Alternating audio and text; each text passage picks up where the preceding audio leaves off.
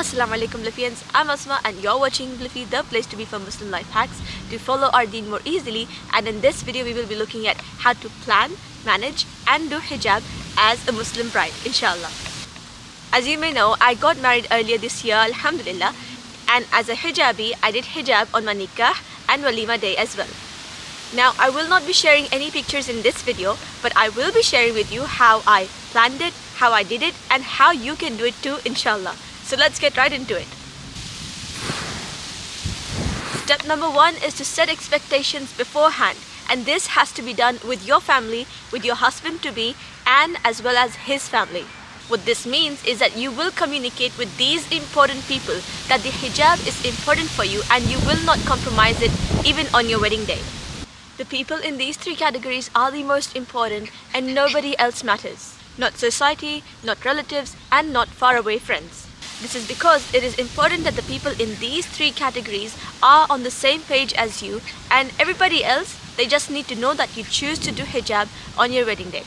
Out of these 3 categories, the most important is your husband to be and what he believes when it comes to hijab for his wife to be as a Muslim woman.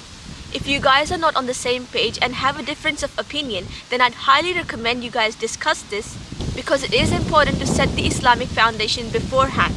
And of course, if things don't align, then you have a decision to make. Do you really want to be a part of a family that does not value the hijab?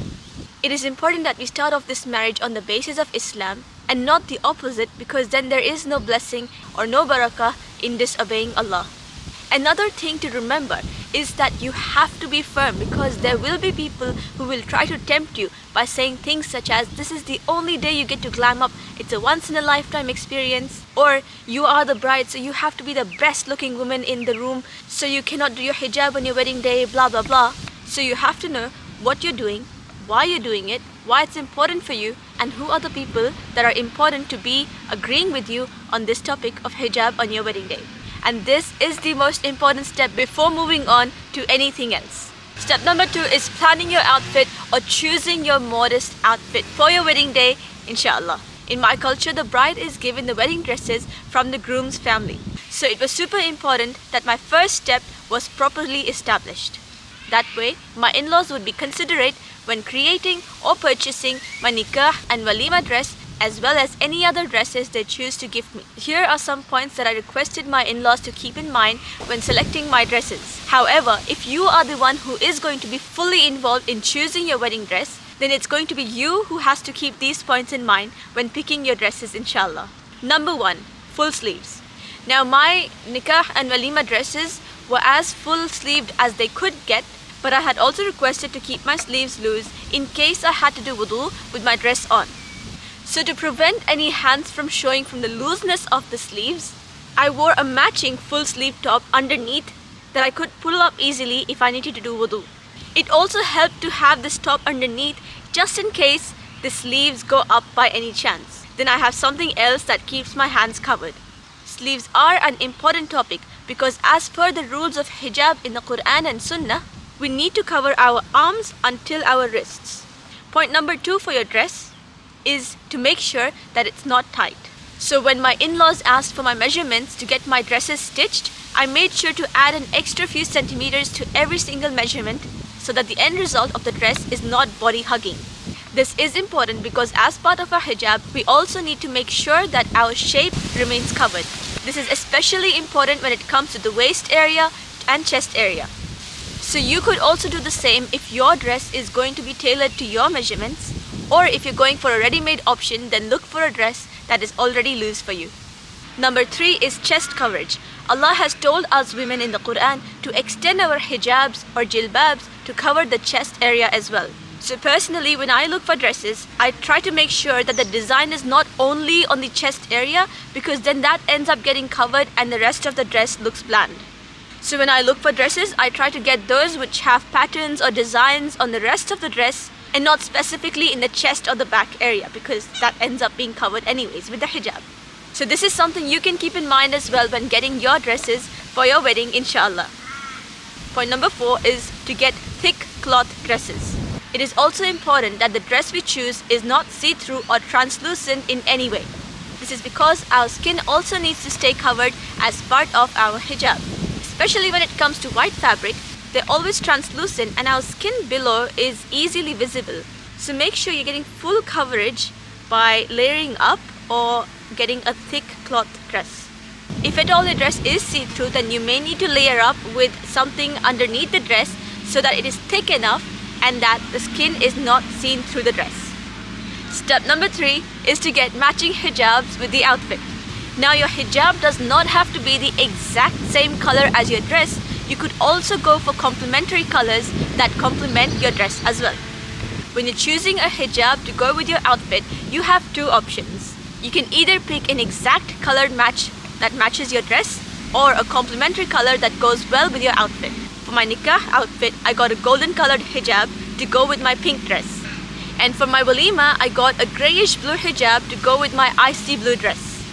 Now my nikah outfit had a few golden patterns on it, so the golden hijab went very well with it and also complemented the golden jewelry that I wore on top of my outfit as well. Similarly, even though I did not go with an exact color match for my walima dress, the outfit came out to be very good because if I had gone for an exact match, I would be completely drenched in the same blue color from top to bottom and it would look very bland. So I'm glad I went for complementary colored hijabs than the exact hijab color match. But you choose what goes well with your outfit, whether it's an exact color match or a complementary color match. Next, you also need to get an undercap or a ninja underscarf that matches the hijab color or again complements your hijab color.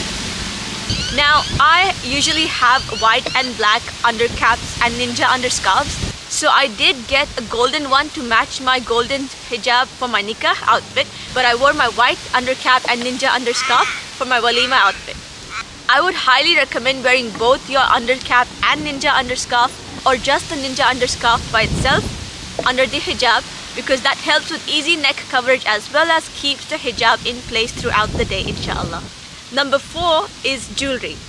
For my wedding days, I wore my cultural traditional jewelry on top of my hijab, and this included the ghungat or the veil.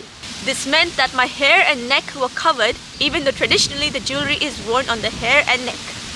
I also wore bangles, but sometimes they went under the sleeves because of my sleeves being long sleeved. But what's more important than the jewelry being visible is that our hair, neck and arms remain properly covered. So make sure you consider these 2 when picking your jewelry, if any, in a way that it matches your hijab, your outfit, as well as your remaining covered. The 5th option is the off-hijab option.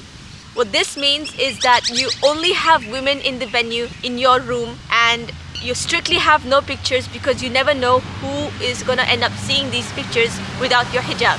So obviously the way to do this is to have extremely strict rules in place as well as guests that respect and follow these rules to the T.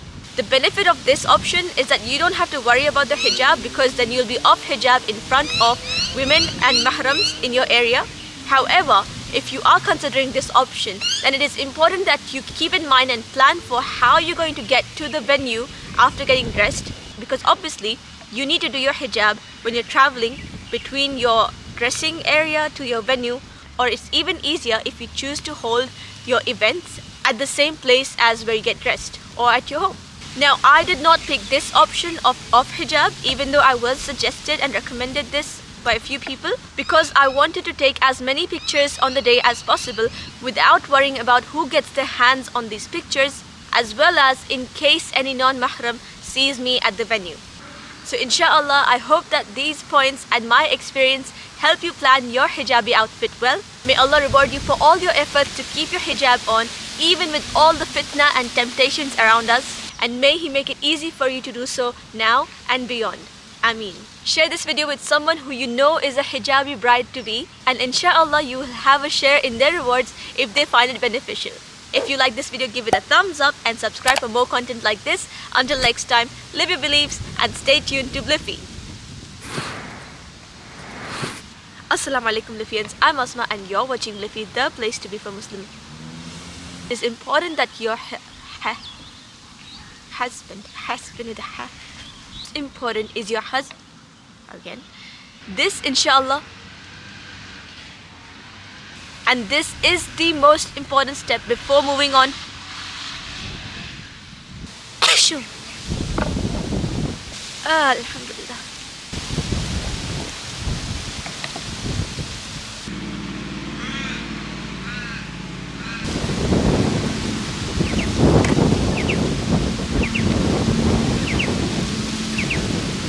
The fifth option, the fifth.